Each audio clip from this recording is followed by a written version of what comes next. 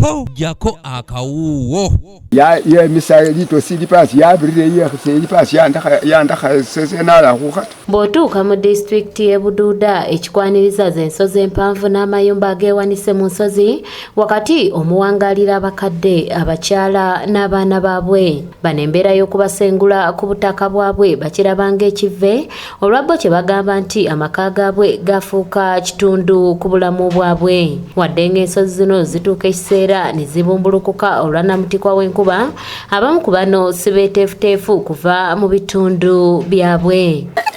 Papa wabone rufu ulakutuma otima nga yetire ngali indwa bwe bankubangeze nyingi nvaawo. Okusinziira ku bakyala betwogeddeko nabo bategeeza nti bayita mu kusomoozebwa okw'amaanyi omuli okufiirwa amaka gaabwe obwavu enjala n'abamu okusigala nga bannamwandu ko ne bamulekwa obataana abona lufa lwape n'amenya eminyala yakhala naawuya natuhenga hano omulirwane nga mutaayo isiha kuleta nahola emyenda naba naawuya wabona abonelera tutumbibola muno weyajja badduka ne bagenda eri kati ebisoto byali bingi ne biteeka muneno nga tebasobola na kutambula ate nga balina abaana abawala embeera eno ebanyigiriza nnyo olw'obwavu n'okwegomba ebaleetera n'okuwanduka mu masomero olwo nno ne bakomekkerera nga bafumbiddwa ko n'okufuna embuto nga tebanneetuuka.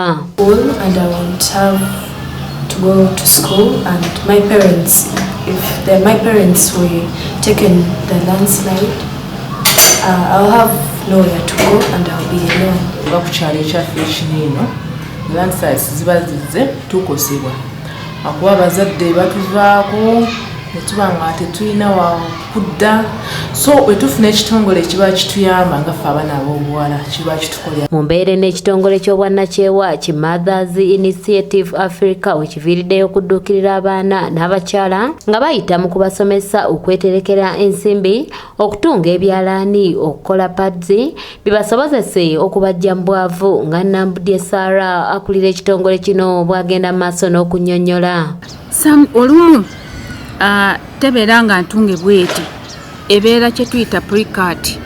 Bwebeera pre-cut tubayigiriza okutunga n'empiso eno empiso eya bulijjo gy'oteekamu ewuzi n'oyisaamu n'atunga n'asobola okukozesa ki ekintu ekiri reasonable okusinga okukozesa ekikunta oba spongi oba olumu batera otugamba ebyayi babikozesa. Babakyala benyigidde mu nteekateeka eno nabo batunnyonnyodde butya bwe bayambye. Tusevinge nga weekly akasente akatini ke tulina tutandika okwewola forming up small businesses olukuyambako family zaffe kusasula school fees n'okusasula rent n'emmere. Tusobola kukoresha oba nga nyamba kuzaayo fees w'abaana n'okulabirira okulya n'okurentinga. Wabula tubakubiriza ne tubaleeta ne tubayigiriza okola liquid soap era nabo bwe bayiga liquid soap basobola okwebeezaawo nga bamutunda mu bifo eby'enjawulo. Ssentebe w'ekyalo Namondo Richard atotodde embeera abatuuze gye bayitamu naddala ng'ensozi zibumbulukuse bwe batyo ne basaba n'ebitongole ebirala ko ne gavumenti okuvaayo okwongera okubayamba. Papa mukuwambirako kubone kuli mukulusa mu mutambo kumulala kukubirisire bubi ukala munyala mwakuwambirako mu baana befe mwakuwambirako batiho esomero ukala mwakuwambirako manyaruka na mukukusengula ni mu bifo biri biyanga finga bino. Buduuda bye bimu ku bitundu ebyetooloddwa ensozi empanvu ng'abantu mwe batte mwe basinze okuwangalira ng'era obuzibu buno bwe bugwawo bangi basengulwa okusobola okutaasa obulamu bwabwe newankubadde nga bangi ku bano tebakyagala. Abataano baafaako babiri baasigala basatu omulala ali eri Buganda omulala niye n'empale omulala ali eri Butatiye kati yabanyamba abaisukulu bange banyamba bankulya sapuuni enkoye. Doreen Namubiru yakusakidde eggulire lino ku lwa ABS Television. Bwe tuyiga okutunga okutuyamba okwekolera okwemirimu nga ffe bakuba mbanjiza okutunga ng'oko n'enfuna ekyalaani ekyo sobola okukissa awantu